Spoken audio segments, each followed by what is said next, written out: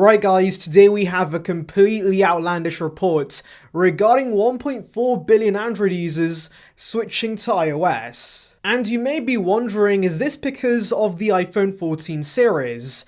No, it's actually due to the iPhone SE 3 according to this report, because apparently an iPhone 8 with 5G is going to convince over 1 billion Android users to switch to iOS. Yeah, this is a pretty crazy report, but either way, let's delve into it. But first, make sure to like and subscribe for the latest Apple news and rumors.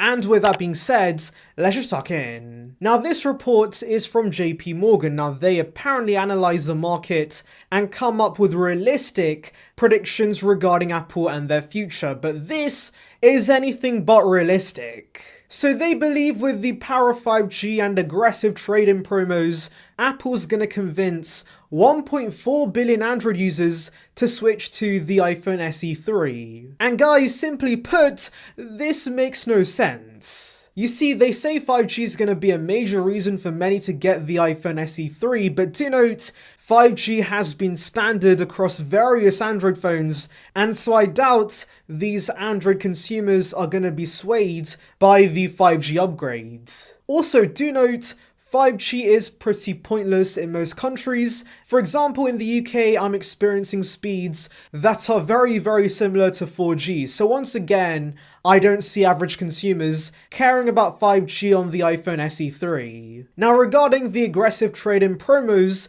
this is a valid point to be fair, because of course, with the iPhone 13 series, we saw many aggressive trade-in promos, and as a result, many were convinced to upgrade.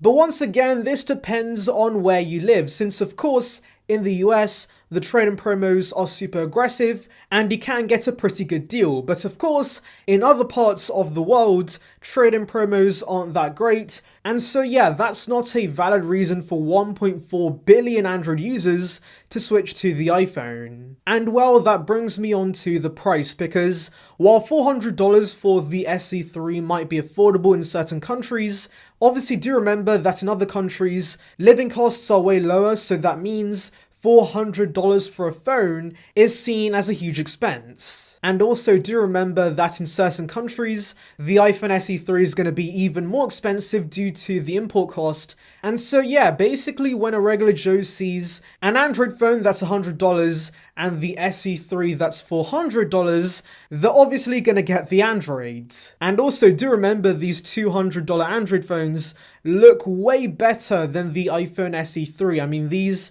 have 6-inch and above displays, high refresh rates, a dual or triple lens camera, and also of course a pretty snappy chip. And yes, I know some of you guys might argue that the user experience is a lot better with the SE 3, which of course could justify the premium. And while I do believe that is a somewhat valid point, do remember that it's pretty difficult to market the user experience of a smartphone. However, what's easy to market is a bunch of high-end specs that of course dwarf the SE 3 based on the iPhone 6, and so as a result, people are just going to get the cheaper Android phone that has the superior specs. And to be honest, I can't blame them at the end of the day, because you're saving money, you're getting better specs, and yes, the software might be rough around the edges, but to be fair, iOS 15 was also pretty rough, and on the whole, the superior hardware is going to make this phone a lot more usable on a long-term basis, in my opinion.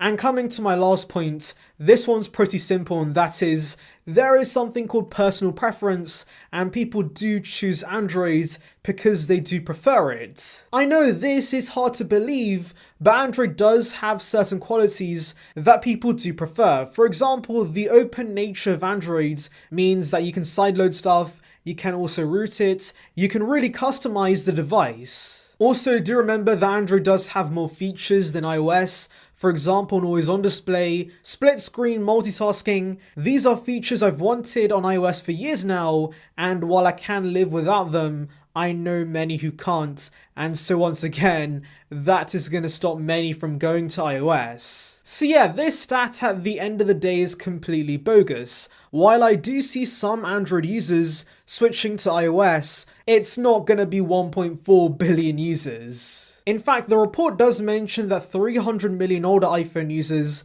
could switch to the SE3, and this does seem a lot more realistic because do remember that older iPhone users are using phones like the 6, 6S, 7 and 8, and so of course this is going to be a familiar design and they know the user experience benefits you get with iPhones such as the ecosystem integration. So yes, older iPhone users switching to the SE3 makes sense, but Android users downgrading to the SE3 does not make a ton of sense. If anything, they're more likely to get the iPhone 14s since they do have a much newer design. Anyways, those are my thoughts, guys, but do you think this absolutely insane stat could be true? Anyways, thank you for watching, guys. Make sure to like and subscribe for the latest Apple news and rumors. Check out the video in the card above on details regarding the iPad 10.